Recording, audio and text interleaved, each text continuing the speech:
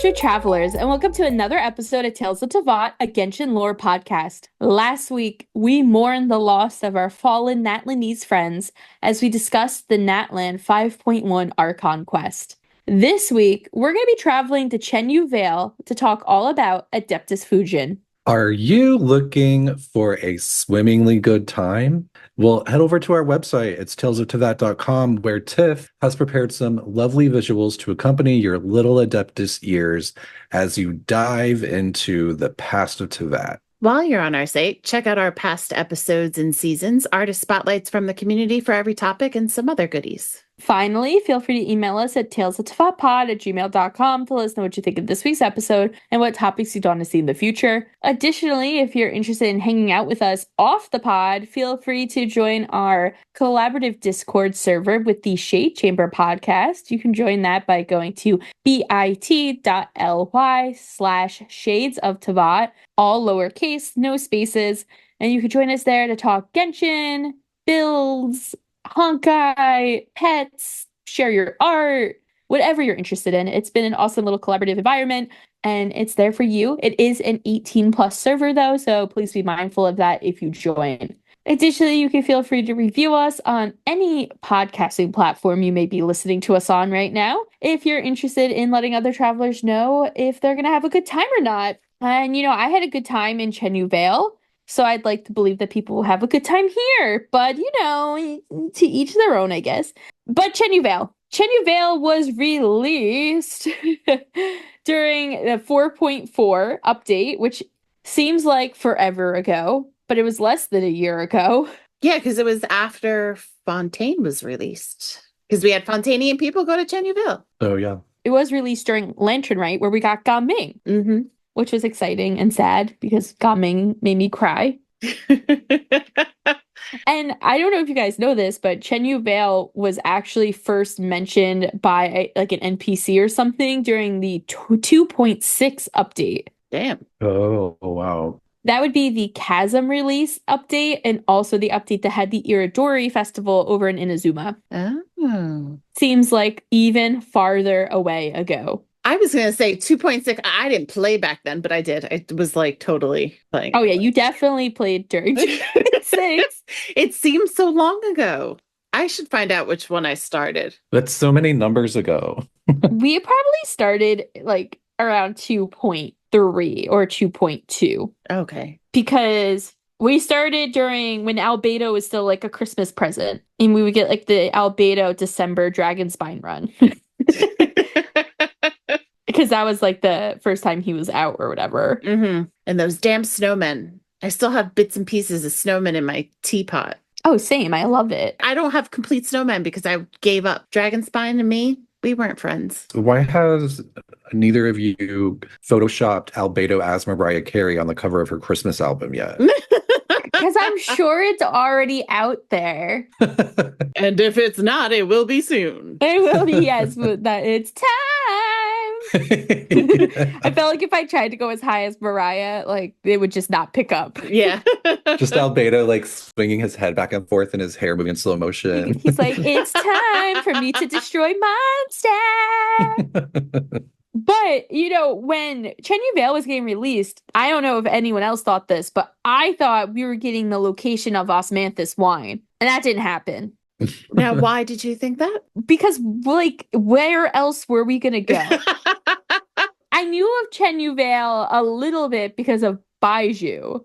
But outside of that, I guess Baiju and even a little bit of Hutao, even though we don't really get Hutao's part of it until the Baiju story quest, which we've talked about. I don't remember when that was, but there's a Baiju episode somewhere. And a Hutao. Yeah. Yeah, and a more recent Hutao episode. But Chenyu Vale is where Baiju is from. Somewhere. We also don't know where in Chenyu Vale he's necessarily from. Just throwing that out there. Or where Hutao's uncle, who trained Baiju, was in Chenyu Vale. So there's a lot of mystery still of Chenyu Vale. But besides Baiju, Chenyu Vale was a mystery. And we had already gotten the chasm. And what is talked about in Leeway more than anything else? Osmanthus wine. We were just waiting for the vineyards. Yeah, unless D-Luke is secretly growing it. Well, they were, as it turns out, interested in a different type of drink. which is tea. Yes. Mhm. Yes, this is like the tea capital of Teyvat. It really is. Yeah. What's the tea, honey? I love going over there and picking tea leaves. I don't know why. I just really do enjoy it. But it's also home to one other place, too. Place that you were waiting for with your good old friend Xingqiu. We've got the Guhua. Xingqiu! Yes, which I had no idea Oh, that was yeah. going to come either. I was like, what? I feel like they could have done a lot more with that. They totally could have done a lot more of Guhua. Well, maybe Yeah. they're going to. I hope so. I really hope Xingqiu like reinvigorates it, and like it would be so fun to like go to Chenyu Vale and see him like teaching others how to do the art, the Google arts. He's got to like break away from his father first, though. You know, he's still like Yeah. a little bit under like lock and key with those magazines. Those magazines. They never speak of that, Feeny. They don't talk about it. My favorite part about the Gua stuff too was that the quest line, I won't talk too much about it because I don't want to spoil anyone who hasn't done it. But when we started, they're like, oh, are you Master Xingqiu? And we're like, yeah, we are. So the whole time we're pretending to be Xingqiu, which is my favorite part. But Chenyu Vale has a lot of different areas. There is the main village area, which is a Qiaoying village, and that's really where all the tea and stuff happens. You also have the harbor area where Ming is actually from, or at least where he kind of works back and forth to. But Chenyu Vale is the tea capital of Teyvat, like we said, and it's said that there's like one type of tea tree that only grows here because it remembers the promise between two friends. How specific. It's very poetic. It's very poetic tea. Mhm. Also, just a few other identifying things about Chenyu Vale is that it's very humid due to the river there. I'm out. Absolutely not. Get me away from Chenyu Vale. It also is home to the Bishui River, which, man, that river has some history to it that we'll talk about. But also the word Chenyu means jade sinking. So I'm assuming that is referring to the giant jade things that are in the water of the river. The giant jade mouth. Yes, the jade mouth. Listen, there's like a jade mouth, a jade leaf. Just jade everywhere. There's the rain jade, right? The votive rain jade. Like there's a lot of jade. Yeah, a lot of jade and a lot of tea. Yes, tea, jade, all green. It's a lush green area.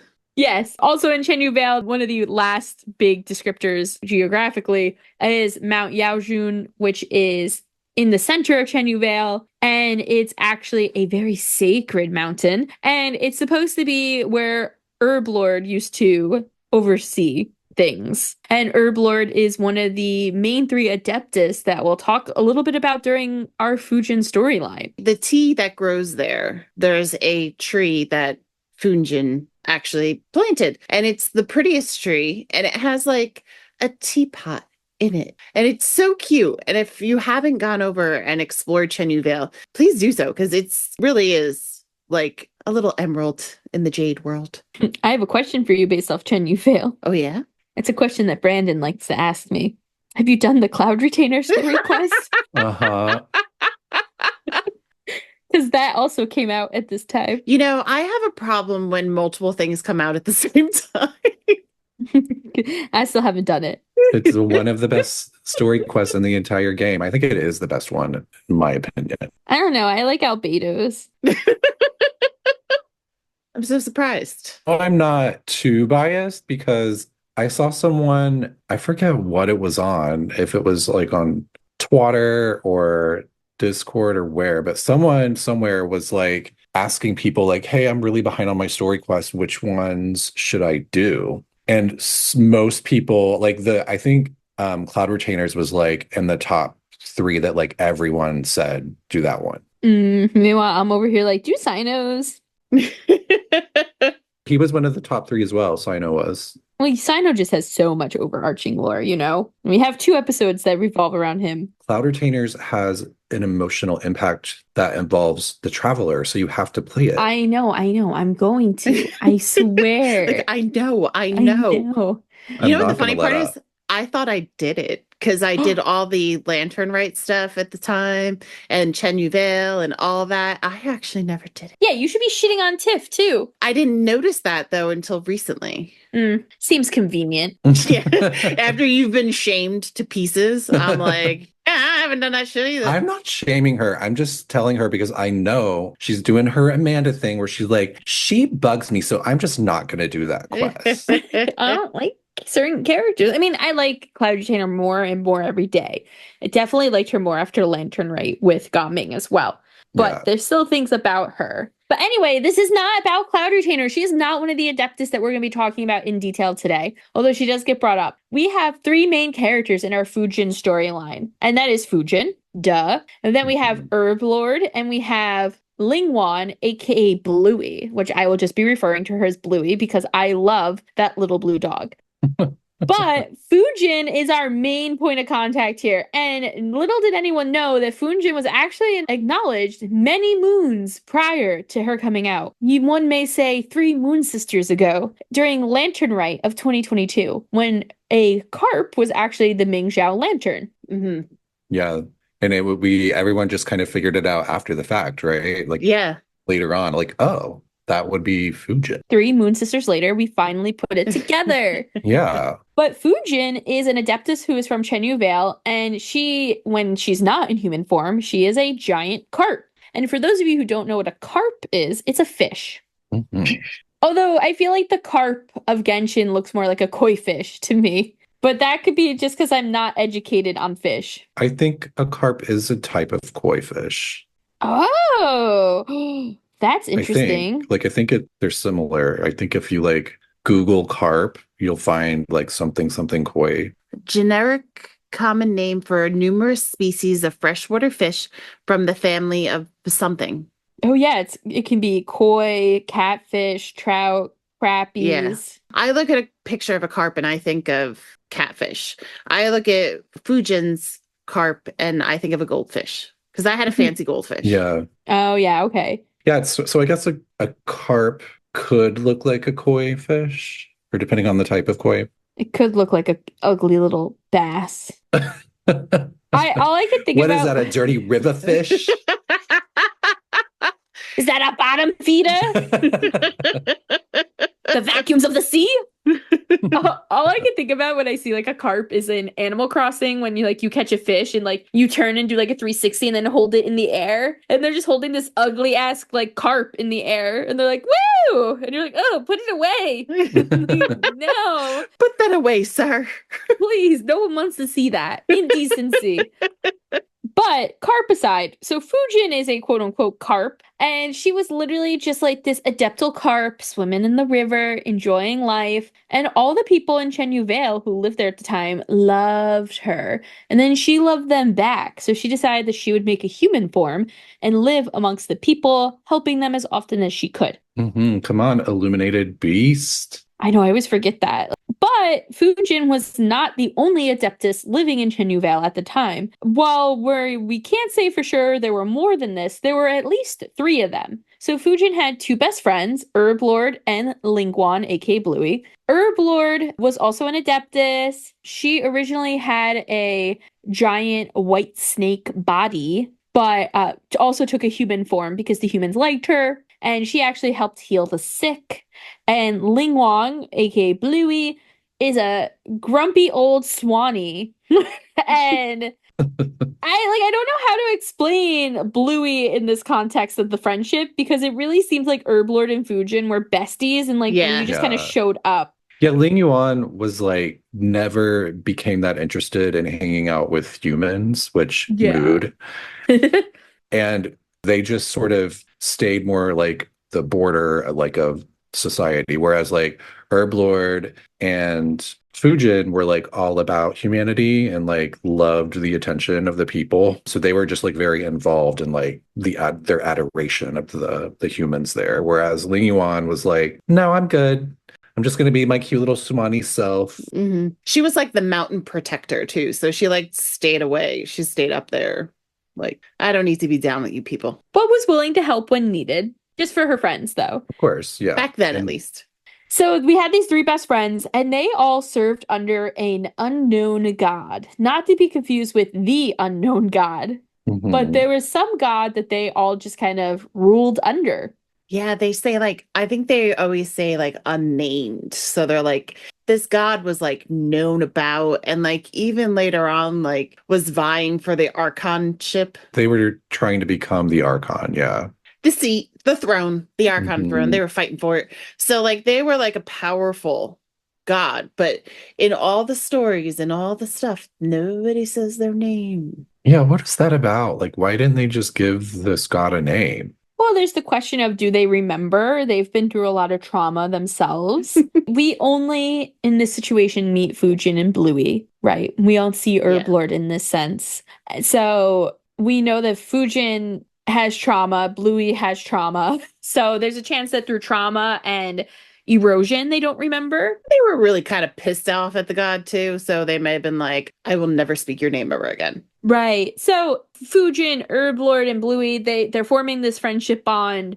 Herblord and Fujin specifically, they're planting trees with each other. Fujin is like threatening to plant trees on Herblord's mountain, and Herblord is like, don't you dare. And then Fujin's like pretending to drown Herblord at times. Like they're a weird little friend group. They're traveling to Leeway Harbor together to go visit Cloud Retainer and Mountain Shaper, but not Moon Carver. Rude. So at some point, the Archon War begins, and like Tiff mentioned, their unnamed god that they were underneath, that they looked up to, was fighting against the likes of Zhongli. Now, if we remember back in the old day, a lot of people were fighting against Zhongli, including Orobashi, who fled to Enkanomiya. So the unnamed god that they were under wanted to flood the Bishui River. And the Bishui River, by the way, was already flooded with blood. So it was like quite literally bathing in blood over in Chenyu Vale. Bathing in his blood. Yes, it was happening. And I did think it was interesting that they don't really clarify the origins of this unnamed god's, vying for power, because they make it ambiguous of like, was this god just like power hungry and was like, she just wanted to be the Archon and was like kind of doing it out of greed? Or was she just doing what she thought she needed to do to survive the Archon War and was like, oh, if I don't kill Morax, then I'm on the chopping block. Like there's still, Right. if you think about it, there's still stuff about that age for Morax that we don't really know about. Like, Yeah. how much was he just doing things to survive versus just eradicating all these other gods, It's kind of creepy to think about. And a lot of people didn't really care for him that much. I mean, I guess anybody would be like looking up to the god that ruled over their area. But like we know from Zhongli's story and from that episode when we talked about the salt god, like people were just like, oh my god, that Morax, he's terrible. Mhm. Yeah, but the people under the Salt God were like, we'd rather be under him than her. And they went against their god. So there was something about him. Now, I will say, we later on in modern times find these paintings and we learn a lot. The Adepti would talk to like the gods in the sky, and that this is the first time we ever really see what we think might be the envoys to the gods. This is the one of the first times we really put together the idea that maybe they're angels and stuff like that. This is pre-Natlan. They This were is in the after- arms of the angel. Yes, this is post frescoes of Dragonspine. Frescoes. That's the right one, right? Yes. Oh, I was like, damn it, did I get the soda wrong? Not Fantas. Not Fantas. And, the paintings are also over in Rue's area of Surumi Island in Inazuma. We've seen all these similar paintings of these like tall figures seemingly praying to something. So we do know that in this area, it was very involved with communication with the gods of Celestia or the gods overall. So there might have been some protection from this god of like, I'm in control of comms. Like, I'm the communications director of Teyvat. And I don't want to lose my power either. At this point, the Archon War, the god totally like lost sight of their people and even the Adeptuses that were underneath them. Because Herblord, Bluey, and Fujin are like, no, you cannot flood the Bishui River. If you flood it, all of these people are going to die. And so the three of them work together to protect the people and to stop their master. Yeah, and Lingyuan didn't really follow the unnamed god, but was sort of in on helping the people at the behest of Herblord and Fujin. But Fujin and Herblord, they very much were followers of that god, and they definitely defected and were like, nope, we got to take this bitch down. Mutiny. Yeah. I love it. Mutiny on the river. So we have Bluey kind of just sheltering the people and getting them away from the river as much as they can, and also getting them away from the good fight that's about to happen. Meanwhile, Fujin is climbing up a mountain, and her goal is to climb the mountain and sink the votive rain jade into the waters, which would hopefully somehow prevent flooding, which doesn't really make sense to me because it seems like it would make a tsunami.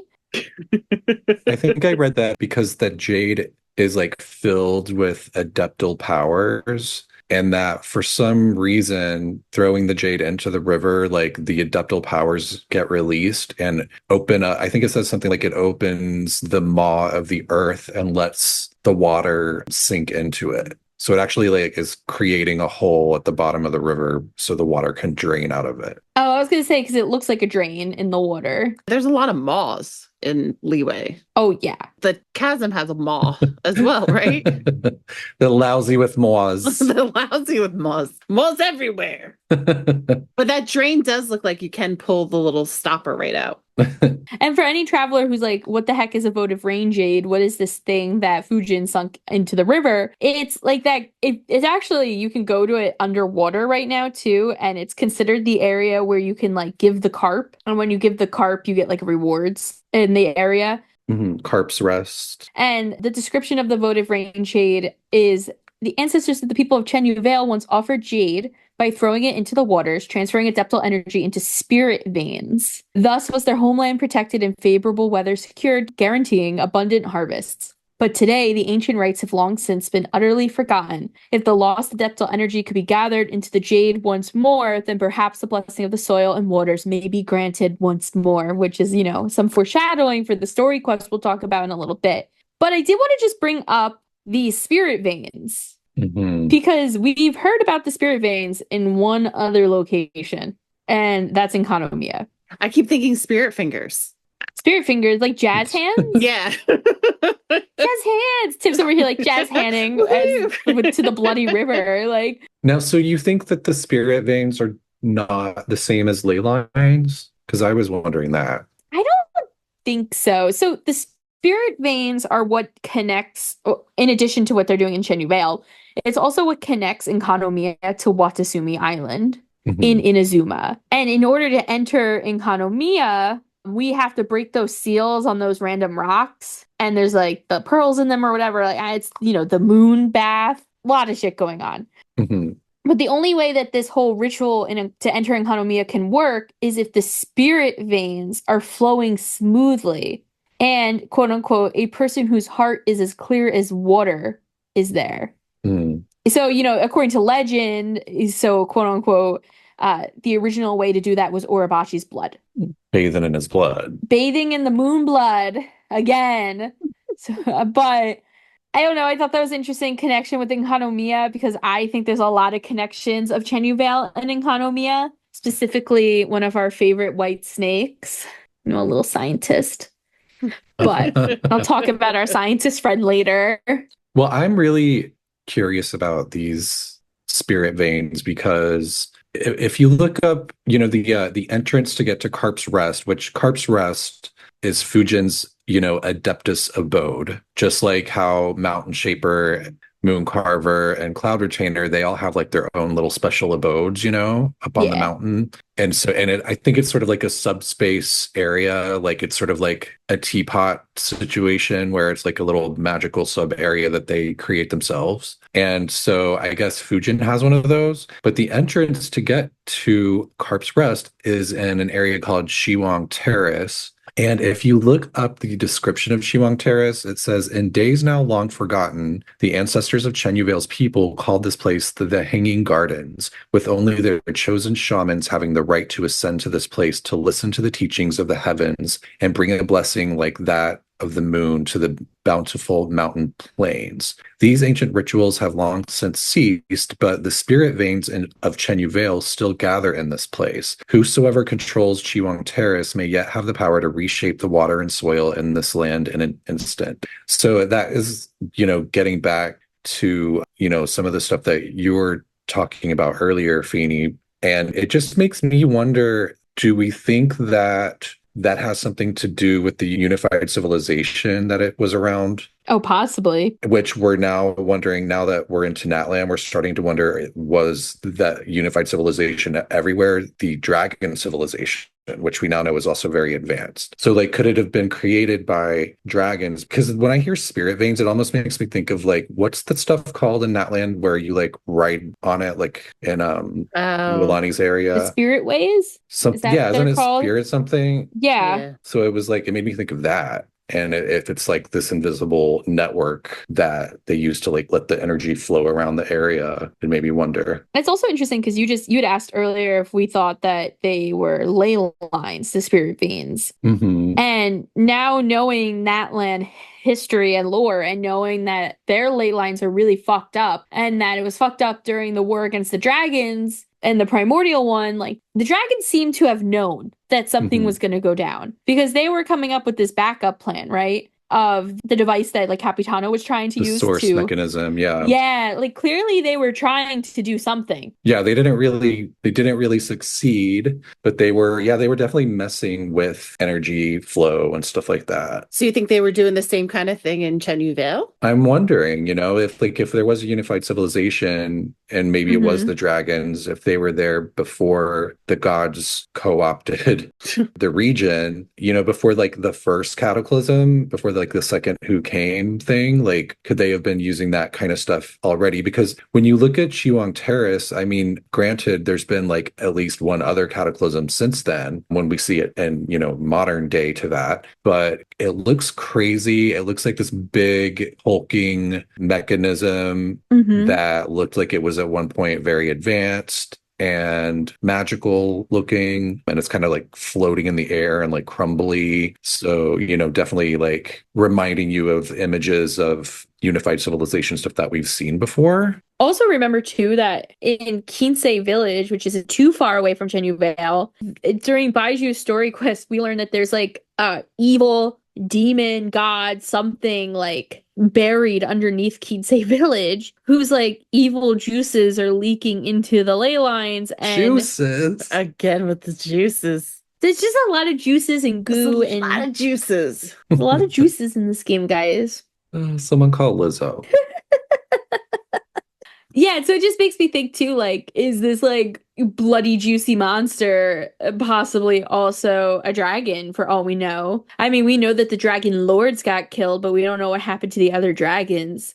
It also makes you wonder, like, if the dragons knew that the primordial one was coming and was like going to try to start a fight with them and they were trying to do these things like making other ley lines and stuff, like, were the dragons up to something not good? Maybe there's more to this than we thought. We still don't even know like where the god came from, but we know that the gods, like those like Orobashi, we know they're from the human realm. So I still am very curious about the origin of the gods, because if the primordial one came and sort of, paved the way for humanity and like created the human realm, but also the gods are of the human realm, then that means that the primordial one in theory created the gods to pave the way for humanity. It makes me wonder if the primordial one created the gods to help battle the dragons. It's very possible. Oh. Then later, once the dragons are gone, then they become a problem where they're starting their own, vying for power. And then they're like, Archon War.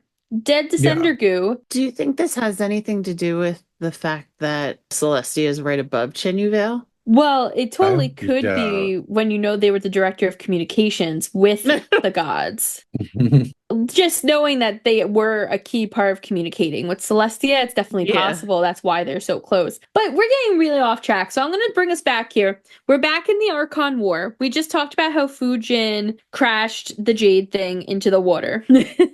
So while Fujin was out trying to crash the rain jade into the water, and Bluey was out trying to shelter the people, Herblord decides to go face to face with the god. Oh, by the way, I love it that Lingyuan's way of like saving the people is to have her familiars like attack them and like herd them like sheep into a cave. Like, wasn't like, come this way, people, I'll protect you. She was literally like using like fear, like, we're gonna kill you if you don't run this direction. Fujin and Herblord couldn't even scold her. Yeah. Hey, it worked. It did. She was on brand for her for sure. But Herblord decides that she's going to go face to face with the Archon. Now, we don't know if she went face to face with the Archon in her human form or in her giant white snake form. But regardless of how she did that, her body was ripped apart by this god. Ripped apart, guys. So did she become a bunch of little snakes at that point? Is she a worm? Would you just... Is she... Yeah, basically. She's an earthworm. No. Ew. An herbworm. Herbworm. Oh, no. Herbworm Jen. I was like, herbaler. So first it's like they think that she's dead. And Fujin loses so much power that she sinks to the bottom of the river. Yes. And Herblord did actually survive. And she was just like a little form that could not be viable on her own. Right. She couldn't turn human anymore. Yeah, she really couldn't do much. She had lost a lot of like her life juice.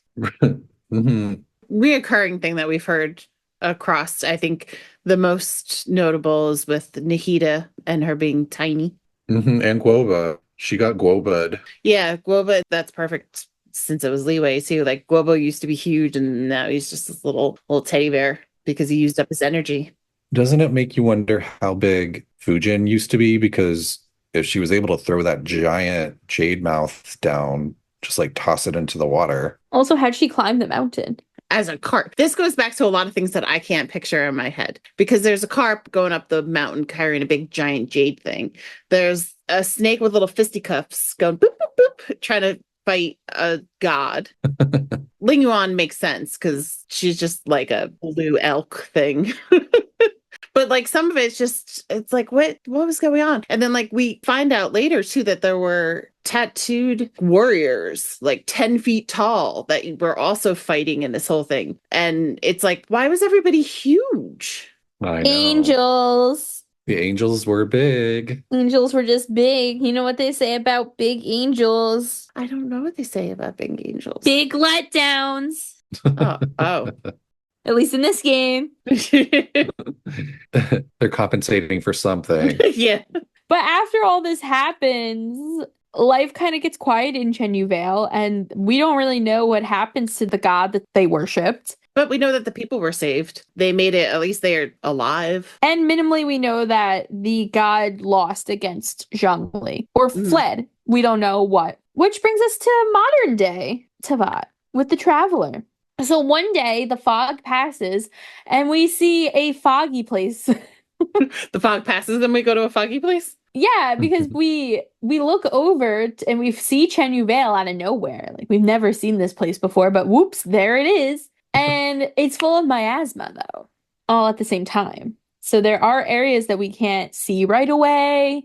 There's some weird mechanisms and things. And we find out this miasma is all Bluey's fucking doing in the end.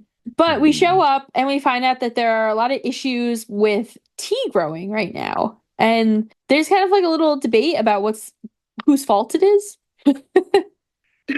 I like that there's even a debate. Like there's the soil, and the soil isn't going all that great, and the water is kind of like drying up a little bit. And they're like, whose fault is this? Somebody didn't do something. Because people are like, there's no way it's water, baby, basically. They're like, it's not the water, it's not the soil, that's stupid. It's not like we have a drought or something. So we go over there and they're debating what is happening, so we offer to step in and help. But before, I guess I actually skipped a very important part, guys. As we start to walk into Chenyu Vale, we are stopped by Fujin. It's our first meeting. She won't let us pass. It's like, you must pay the toll. And she's in her human form. And her human NPC is very pretty. Mm-hmm. Like she's definitely like up there in terms of like beautiful characters. But she's a little dead-eyed. Like that kind of like weirded me out at first for some reason. Like she seemed flat. Well, I mean, Her it's a eyes. fish. I also kept putting an N in her name, so then I called her Funyun for the longest time. Oh, so did I. I thought it was Fungin. Can you imagine if she was like one of those like really ugly like butthead fish that have like the huge protruding forehead and their eyes are like facing the front? Do you know what I'm talking about? Yes, they're a type of goldfish. Lionhead goldfish. That's what they are. Or imagine she was a blobfish. Aw. No, I think I'm gonna share a picture. Not that. Ew. That's not what I was thinking. That's not the one you thought. Yeah. No, What no, if she was that kind of fish? An Asian sheep's head wrasse, also known as a kobudai. So not a cute little fluffy lionhead goldfish. Definitely not a cute, fluffy lionhead goldfish, Tiff. Lo siento.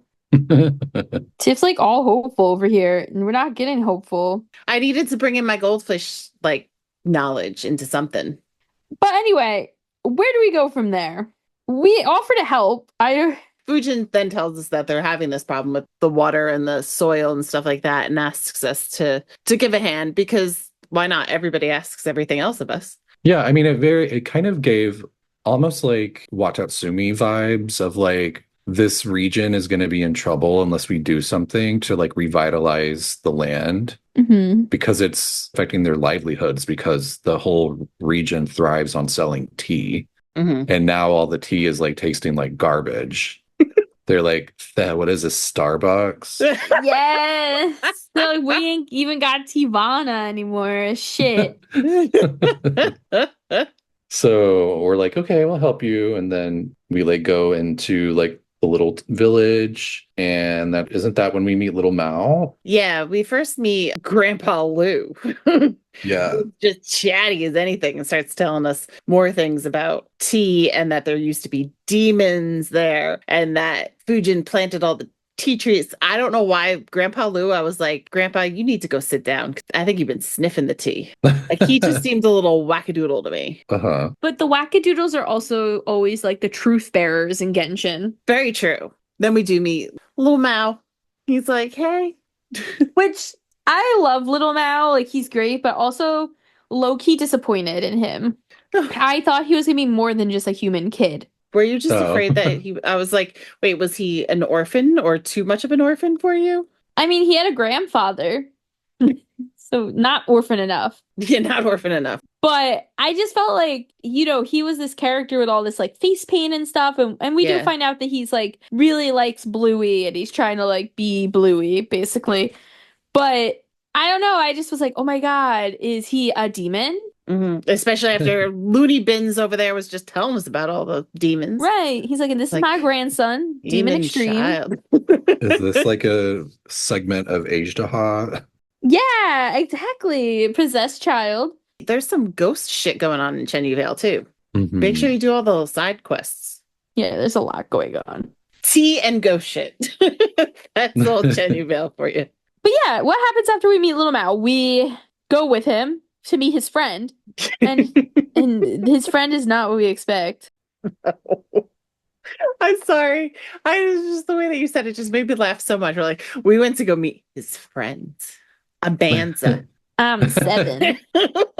I like unicorns and rainbows. This is truly where child predator shit comes in. Not child with an E, guys. Regular child predator shit. There's this one YouTuber who has a whole playthrough from this quest and just refers to his Bluey as the giant blue chicken. And I don't think Bluey looks anything like a chicken.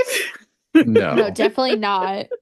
But that's all I can think of. I actually Googled Suwani because I wasn't exactly sure what that meant. I mean, apparently it's just like what you're expecting. It's like a Chinese lion dragon mythical figure. And it dates back to the Ming Dynasty, which occurred between the 1300s and 1600s. Also, a fun fact, Mon Chai, who is Ga Ming's little companion, is a Suwani youngling. And Lingyuan AKA Bluey actually references Mon Chai. Oh, really? Part of the dialogue, yeah.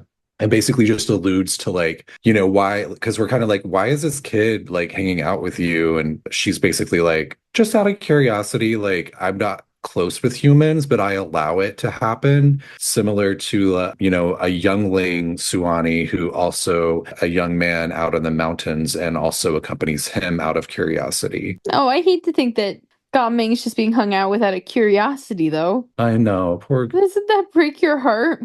I mean, listen, Gaming, he needs a lot of attention. So I think he'd be fine with it because this is all just a big stepping stone for his Broadway debut. So Yeah. I know. What's his first show gonna be? I think it's gonna be Cabaret. yeah, it has to be Cabaret or Chicago, right? Gotta be something with spirit finger and jazz He's hands. gonna do the cell block A tango. little bit of all Fosse parts. going on. He's Yeah. gonna go God, pop, yes. squish, Cicero, daddy problems. I love the idea of like Chinese Bob Fosse. Yes. So little Mao brings us over to meet Bluey and is like, "This is my friend." I'm like, "Kid, you're gonna get yourself killed." And we kind of hear a little bit at this point, and we learn that like Bluey saved little Mao from being attacked, and then kind of took a liking to the kid. Or is it vice versa, honestly? The kid might have just taken a liking to Bluey, and Bluey was like, "I don't know how to get rid of it." Yeah. I honestly feel like that's a little bit more. I like the idea that Bluey's like, I like you, kid. You got moxie.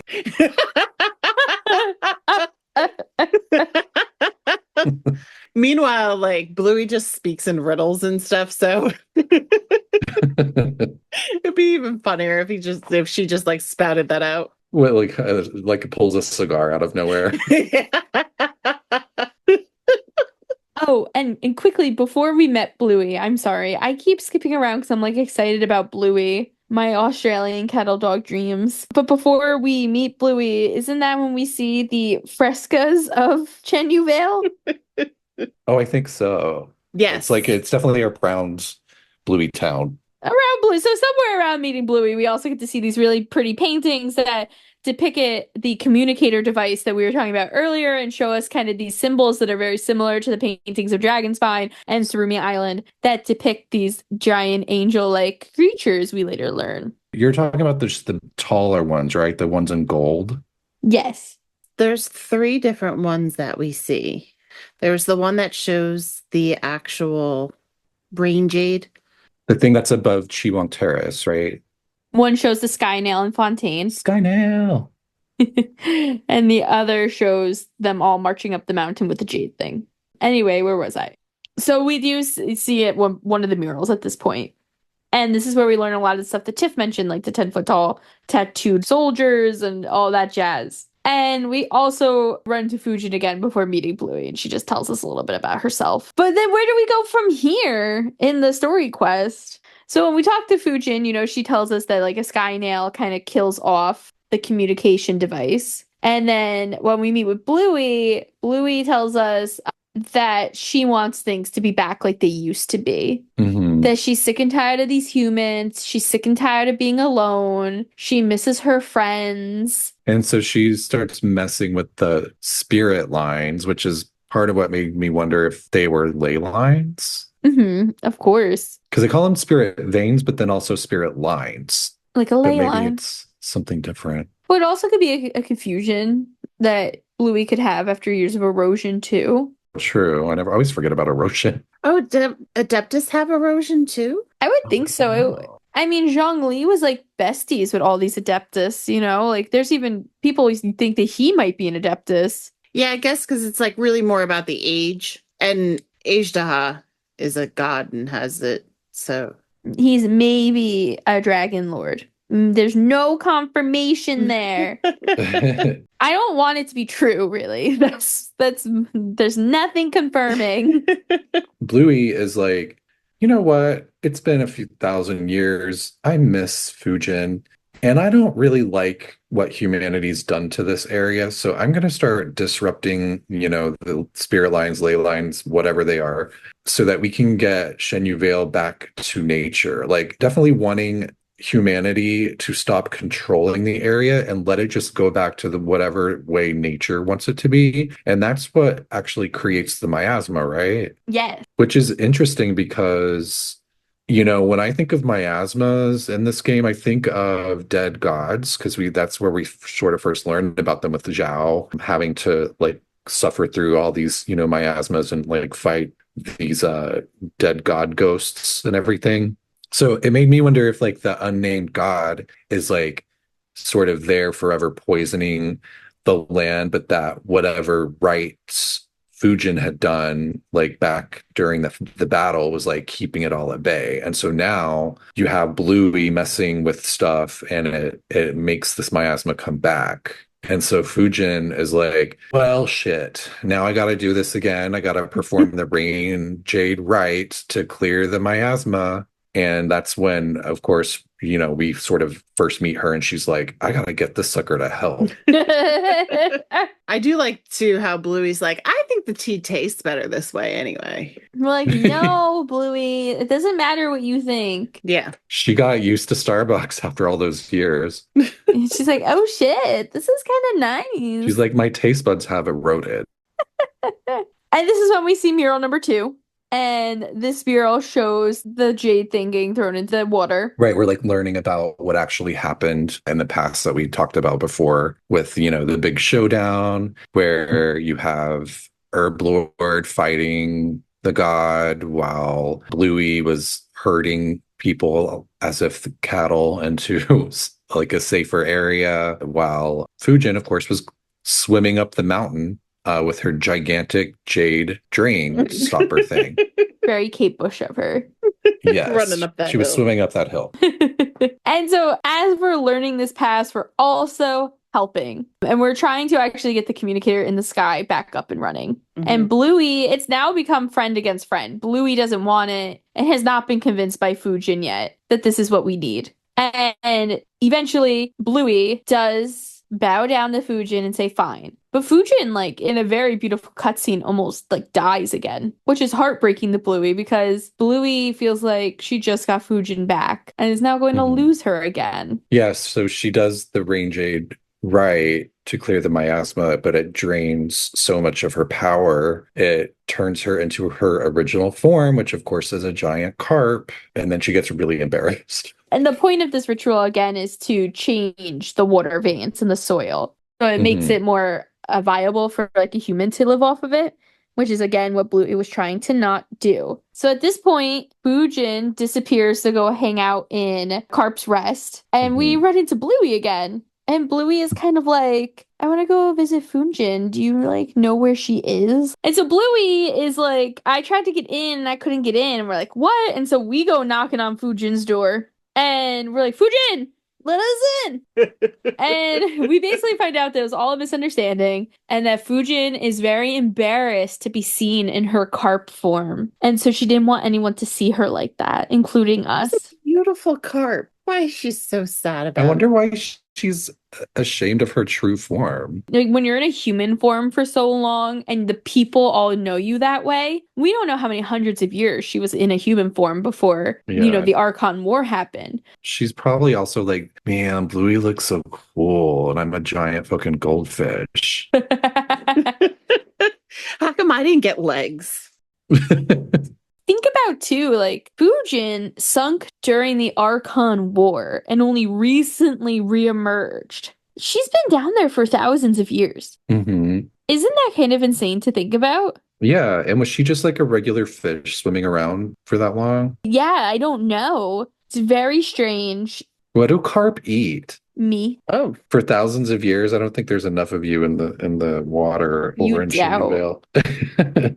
Well, I mean, we just talked about all the types of fish that are carp. Like, the catfish are carp. They're bottom dwellers. They eat, like, dirt and plankton. I'm just like, maybe she was so hungry and she was just devastated to go back to being a fish and having to live off pellets again. Yeah, pellets. I can't. She's like, I don't want to eat shrimp the rest of my life. She's like eating like little like bits of tea leaves that got sprinkled into the water, little flakes, little tea flakes. But there are a few interesting things that came out of this quest. And I think we got to talk about the biggest little snake in the room, which is Mhm. the affiliation of Herblord and Changsheng, Yeah. which is basically confirmed. There's no official Yeah. tie-in, right? But like, it's pretty clear. Yeah. Yeah, because at the end, I forget who says it, but someone says like, "Oh yeah, I heard she is living in Liyue Harbor now." Which is so crazy because the entire time I was like, they all think that she's dead. I know. And then they were like, she's in Liyue. I'm like, what? Yeah. Yeah. I don't think Fujin knows that though. I think only Bluey does. Now Fujin does. Yeah, because there's at one point when it's almost like she acknowledges like, oh, I'm so glad that she's over there like helping out the people doing medicine. hmm Oh, interesting. Because I was like, you think that she would have tried to like meet up? Well, I don't think she knew it beforehand. I think she now knows. Oh, so she finds out during the quest. Oh, that makes more Yeah. sense. But so Changsheng, if we throw it back, Changsheng is the little white snake that sits on Baiju's shoulders. We know that Changsheng has been passed down to Baiju from his master, who is Hu Tao's uncle, and his master before him, and his master before him, and his master before him. And so the story is said that a young man trying to cure his family from like a plague went to looking for Herblord and instead found a little itty bitty baby white snake. And this little itty bitty baby white snake was not able to like do shit on its own, but was like, sign my contract and we can work together. And I might steal some of your life force along the way, but we'll heal people and we'll help people. It was very Ursula. Yes, that's a good correlation, but a little less evil. I was gonna say, like, I don't feel like Changsheng is that sinister. I mean, I feel like it's almost secretly more sinister than Ursula. I'm just picturing Baiju doing the like, But like, I don't know, like Ursula was like, give me your voice so that I can have a beautiful voice and marry the prince with my fake body. Changsheng is like, give me your life force so that eventually you'll die and then I'll just go on to your next person, but we'll heal some people along the way. I mean, survival of the fittest. I mean, I guess it goes back to which seems like the season-old question this season of, is it okay to sacrifice the one to benefit the many? Yeah, because I mean, she is doing a lot of good with helping a lot of different people. But like, does she know that Baiju is also like, yeah, I'm the last one, bitch. You ain't doing this again. Probably not. And who knows if Baiju will actually do that? I assume that she does know that Baiju's trying to, but it's not like Baiju's trying to be sneaky about it, right? I feel like he's very much trying to find the solution that will let both of them live. Yeah. Oh, right. Yeah, that's true. So it doesn't really matter. You know what I think that answer is? What? Chi-Chi. Maybe, yeah. Because like Chi-Chi doesn't really have life force to steal from. But if they could have a contract, like I feel like it could work out somehow. She'd just keep forgetting though why Changcheng was on her shoulders. She'd be like, what are you doing here? It'd be like, you know, in 50 First Dates when Drew Barrymore and Adam Sandler get married and he like has that tape recording that's like, yeah, we have children and we live on a boat and we're in Alaska. And every morning she's like, whoa, that's just what Changsheng would do for Chi-Chi. I think they could do something like that because Chi-Chi has this like really intense adeptal magic that's like powering her. Because remember when she came back to life the first time when like the 3 adepti like brought her back, she was like in berserk mode and they had to sort of do some kind of sealing ritual on her to stop it. So if she has like some kind of like crazy volcanic energy, adeptal energy that's like inside her, if you have the Adeptus Herblord making a contract with her and like can help siphon that energy out, it could heal Chi-Chi while also, you know, letting her off the hook of this like cursed cycle that she's in. Well, it's almost like, would it also heal Changsheng because she would get enough adeptal energy back that she wouldn't need the human life form? That's what I'm thinking because it's like, you know, the power of Adepti being used to heal someone that was basically cursed by Adepti, as well as like an Adeptus who lost a bunch of their power. Like, I think it's the perfect solution. I agree, honestly. And I'm curious why Baiju hasn't done anything yet. And I don't know if that's because Hu Tao is always watching. It seems like the Adeptus all also keep an eye on Chi-Chi. So I don't know. I mean, I know Zhao and Chi-Chi get along, but like Baiju's also helped heal Zhao because of Chi-Chi. So it's very confusing how all these like powerful connections are made over there. But hopefully Baiju figures it out soon because we figured it out pretty quickly. It's also a great excuse to have another event in Chenyu Vale because there's really just this world quest line, right? And like you don't even really have to go there. Like it's there for you to run around in, but they put so much effort into making that region and it's beautiful.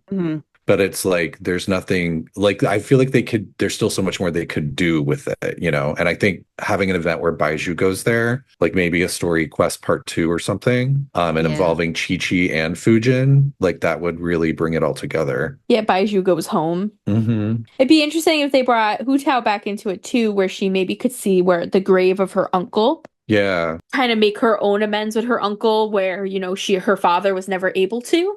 Yeah, and amends with Baiju. Maybe. I don't know if Hu Tao's going to do that. I mean, I feel like they kind of did a little bit. They kind of were like, I'm going to let you slide, but I still don't like you. They're frenemies, yeah. Yeah, like I think Hu Tao isn't going to try to kill Chi-Chi anymore. And I think she's going to trust that Baiju isn't trying to kill people anymore. But she's still looking at him like, I know you're not a vampire, but I still don't like this. She still has a problem with immortality. Yes. Yeah. Which she's still searching for. Another snake-related thing that we got out of this, in my opinion, is I think that the unnamed god that they worshipped was Orobashi. Was that god gendered? For some reason, I thought it was gendered. I am not sure. Because for some reason, I thought they were using she, her for that god. But I might completely be making that up. But didn't we also note that Orobashi a lot of times is used in like they, them? And then at one point happens to become he, him, but it's mostly like they, them pronouns. But anyway, I don't know if the unnamed god is gendered at all. I don't remember seeing pronouns for the unnamed god that Fujin and Bluey and Herblord look up to. But it is described as a large white snake. So that actually means in my eyes that there are 2 possibilities. And one is Orobashi. And I really do think that that makes sense because if you remember during our Nouvellette episode, we talked about this other name for Zhongli that wasn't Rex Lapis, it wasn't Zhongli, it was like this weird name that I can't remember off the top of my head. Jusari? Is that what you're talking about? Yes, and we only hear it in 2 places, and that is Orobashi and Nouvellette, but we also hear it here where the unnamed god was fleeing them.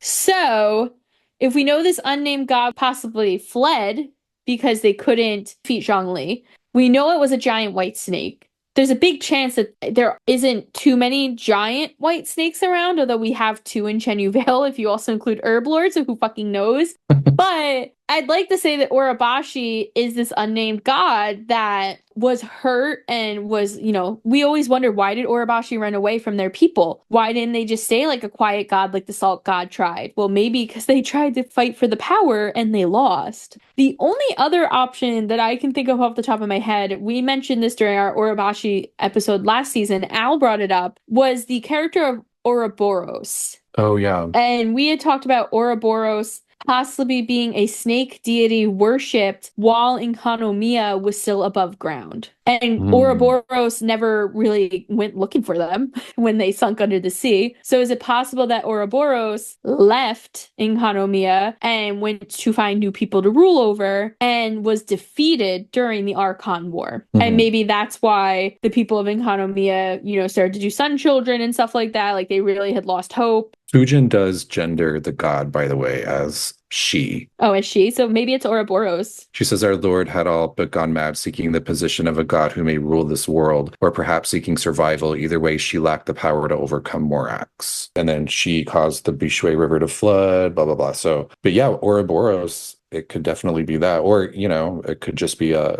oversight. But I don't know. I really think that regardless of the gender situation, Orobashi feels like such a strong contender. Yeah. It really does. But maybe Orobashi had a wife we don't know about. Like Beisht. That is true too. I mean, what if it was Beisht? Like a Beisht-like spouse. Well, we do know that Osail was locked away during the Mhm. Archon War. So is it possible that Beisht was also a ruler of an area? But didn't Beish have like 3 heads? Yeah, it definitely wasn't Beisht. Hey, you never know. It could be like something like Beisht, you know what I mean? Like Orobashi's hidden bride. I don't think that Beisht should be written out just because she had multiple heads. Was she white? Didn't you say it was a white She was like snake? whitish blue. Okay. It could change, depending on the waters you're in, maybe. I don't know. Just saying it's an You option. never know. Also, it's curious because remember that Zhang Li was cursed with all those sea monsters? Mhm. I'm like, ooh, I wonder if like Beish sent them that way or this unnamed god hiding wherever they are. I'll say, take our sea creatures. Oh my God, yeah, maybe it's just the unnamed god, like just split into a bunch of little tiny things. That would be amazing. But those personally were two of the biggest takeaways I had. And of course, the third being the murals that we see, just adding on to the dumpster fire of other murals that we have from other regions. It feels like a dumpster fire because it's like so hard to put the pieces together. And I think now with Natlan, we're finally starting to put some of those pieces together, but it's still a little shaky. Mm-hmm. The Natlan ones are scary. Yeah. Yeah, they're a little freaky. One thing that I think is interesting that's brought up, and it's a little side thing and not important to the story, because Lo Mao is just a little chatterbox and just tells us everything. He tells us that he had an older sister that wasn't actually related to him, but stayed with them, and that she was exploring the valley. And the theory is that it's actually was Alice, because he uses the word Rubicon, and the only other time that word comes up is Alice actually uses it in one of her entries in the travel guide. So I was thinking that too, but there's people online saying that the way that they explain that, like the dialogue actually changes depending on if you have finished a chasm quest line, implying that the person he's talking about is actually, what's her name? Jiqiang? You know, the girl that like disappears at the end of the chasm quest? The sick girl, yeah. I was going to say the coughing one. Yeah, I love her. So apparently there's a school of thought that she's the one that he's talking about, but I don't know where the Rubicon thing would come from if that was the case. But it's like allegedly like the logic that determines which dialogue option you're going to get is based on if that quest has been finished or not. Interesting. I will say that I love that girl. I can't remember her name off the is Zhang. I think it's Jiqiang. So Jiqiang. She's amazing character. I hope that we find her. I know. They really need to start bringing some of these passing characters back. Like, what's her name in Sumeru that we did all the R&R quest line for? Oh, Rana. Yeah, I want Rana to come back with her vision. Mm-hmm. I feel like Jet will come back just because she's already come back before, and it feels like the fans are like invested in her. Isn't she dead now? What? Jet? No. Oh, did I kill her?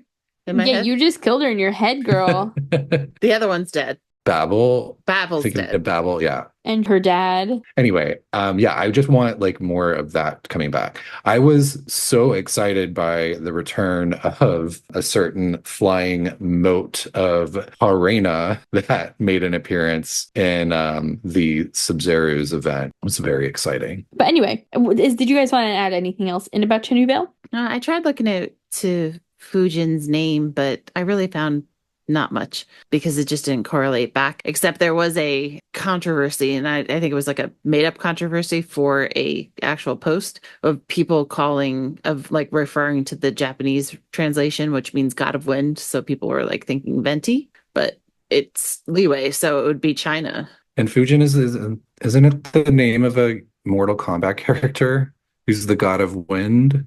Oh, really? Oh, huh. Yeah, maybe that's why they even dug into it, because in Chinese it's a Manchurian word used in the Qing dynasty to refer to a wife, and that didn't really do much for Fujin or Funyun. I just know that the carp, from what I read, tends to represent like perseverance, which makes a lot of sense for her. Running up that hill.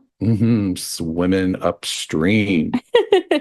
And carps are associated with good luck and strength and perseverance and stuff like that in Chinese mythology. And Fujin definitely represents all of that. But I do think that's all the time that we have today to talk about Fujin and Chenyu Vale. I do hope that we will come back here. I know that Fujin actually came up last week in our Natlan episode, ironically enough, so seems like she might be someone who comes up quite a bit throughout the season. However, Kirara is still awake. Last week she fell asleep on me. She was very grateful that I let her sleep and didn't wake her up. She really needed the cat nap. But she has 2 messages today for us from travelers, and we want to make sure we get to them. So our first message comes from Rai, and they said, I just got caught up with the latest episode. It took me quite a while to do because of my schedule, and I wanted to give you guys a heartfelt thank you. This podcast has helped me unwind throughout these past few months. I actually have a few theories that I'd like to share. Just as a warning, though, some of these theories have no basis whatsoever. I just came up with them and have no evidence to back me up. I really appreciate that warning.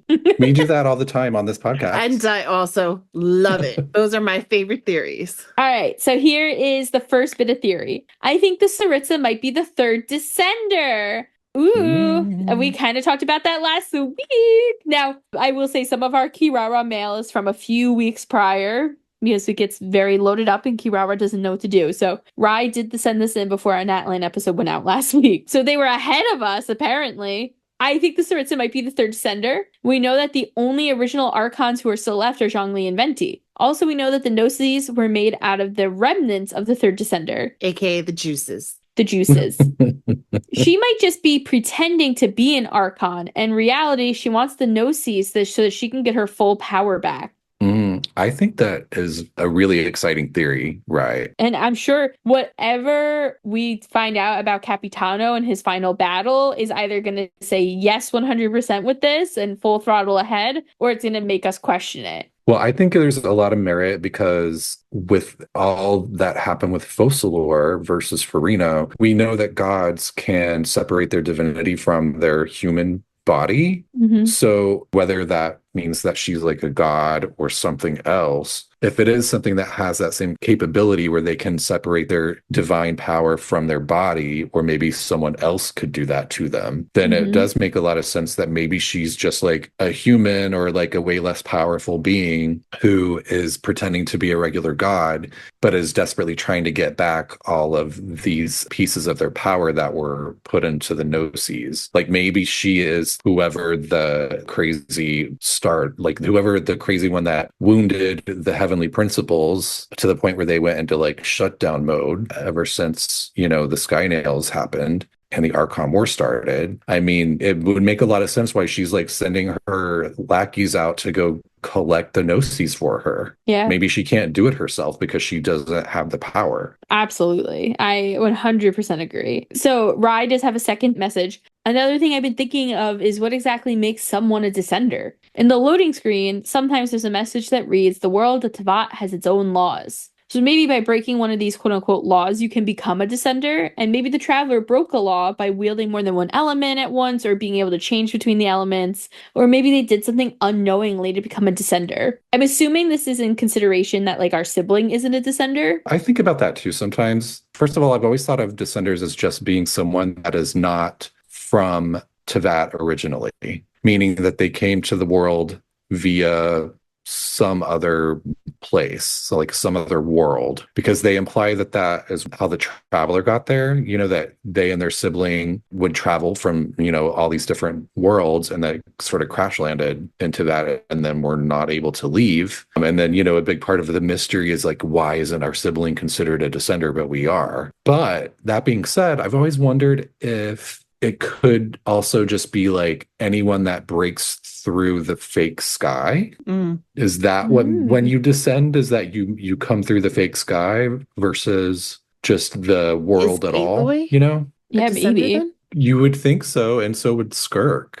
Because didn't Skirk say that she's not from that world? Oh, true. She did. I think she says something like that. Oh, I don't remember, but that's crazy to think of. Yeah, like if people are swimming into Teyvat through the Sea of Quanta, oh, Jesus.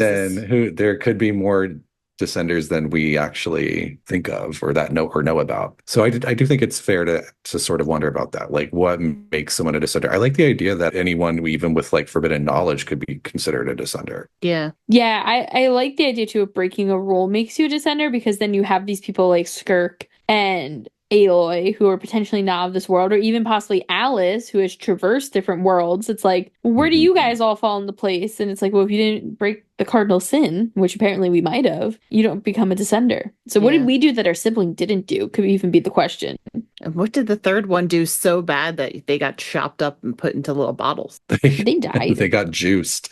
They got juiced. Doesn't Nihida actually say something like, does she say like descenders are people that are not in Irminsul? Is that the actual definition? And that's why our sibling isn't considered a descender because they are in Irminsul? I don't think it has to do with the descender side of it, because they know that we're not of this world because we're not in Irminsul, where our sibling is in Irminsul, so they are. And I believe that in that part, Nahida is talking about descender almost like it's more of what the Fatui have figured out. Right. So it's like their definition. Yeah. Right, because we also have had ideas that the Fatui took our sibling out of Irminsul. Yeah.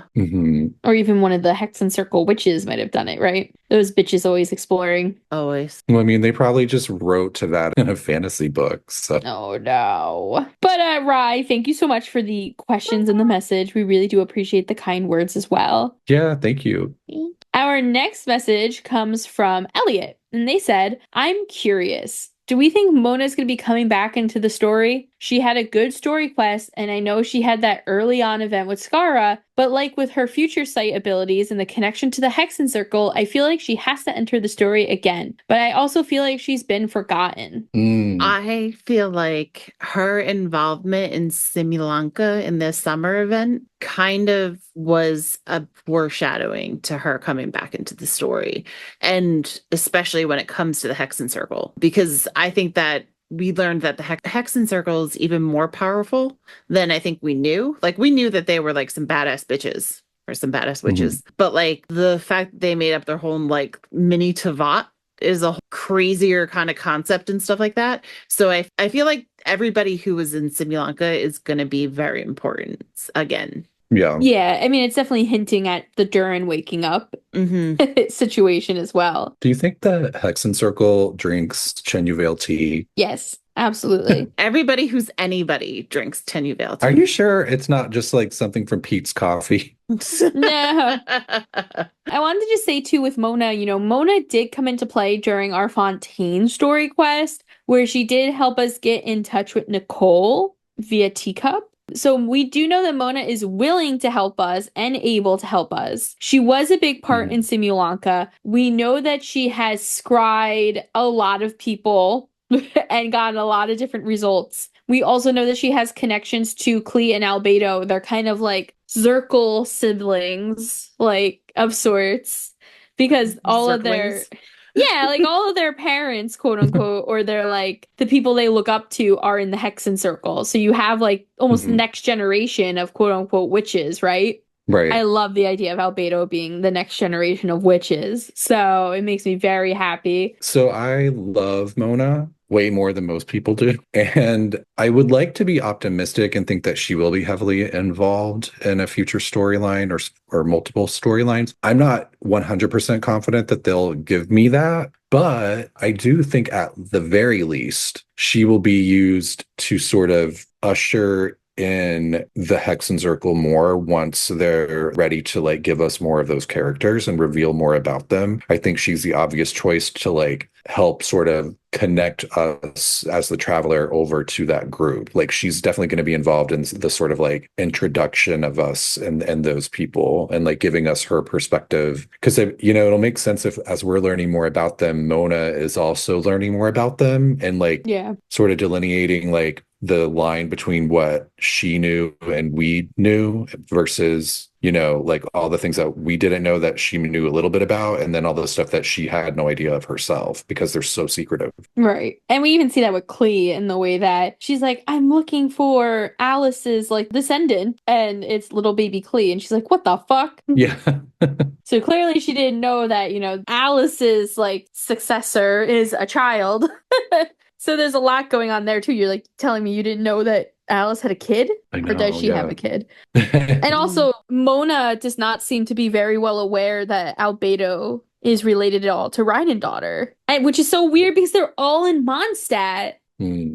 I will beg to differ though with Brandon. I do think that Mona is going to come back as important. I think that Mona has been involved in a lot of story quests. She was in Simulanka. She was involved in like the Dream World the year before over the summer with Fischl and Kazuha and all of them. She also was involved in Unreconciled Stars, which is that early Scaramouche event. She was in Fontaine, and she also had a big part in Windbloom when we met what's her name? Scarlet, who is the successor of one of the other Hexen Circle witches from Shiznaya. My thing is that I want her to have more of like an impact on what's going to actually happen in the story, as opposed to someone who's just like, oh, well, I learned about this. And it's like, it's sort of used as a storytelling like device more than a character. But she got a little bit of that in the Unreconciled Stars thing, like where she was like saving them. Like, remember when she like recognized the danger of Scaramouche and like teleported everyone away? Yes. So she had like a little bit of a hero moment. I would like to see some more of that. I think if anything, we saw that she might possibly get that after Simulanka. I hope so. I know that really the heroes that seem to be coming out of Simulanka are Albedo, Scaramouche, and Durin. But I mean, we did have Klee, Mona, Kaya, Jean, like I think they Fischl. I think they might be ramping up for another Mondstadt chapter, and they'll all be involved. Definitely.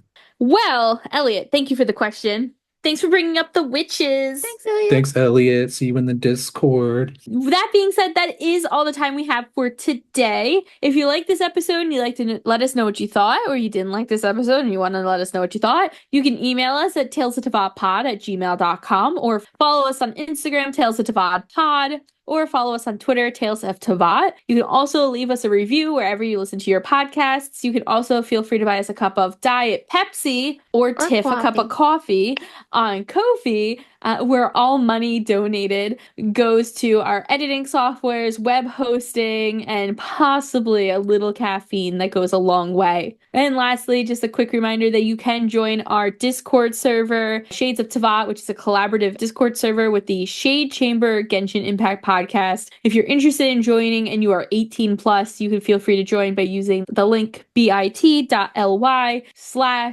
of Teyvat, all lowercase and no spaces. Next week, we'll be talking about Nakanohara Yoimiya. Until then, safe journeys, travelers. We'll see you next time. Bye, fishwives and tea nerds. Blub, blub, blub. Blub, blub, blub. Now I want an iced chai. Ooh, what if it's an iced matcha?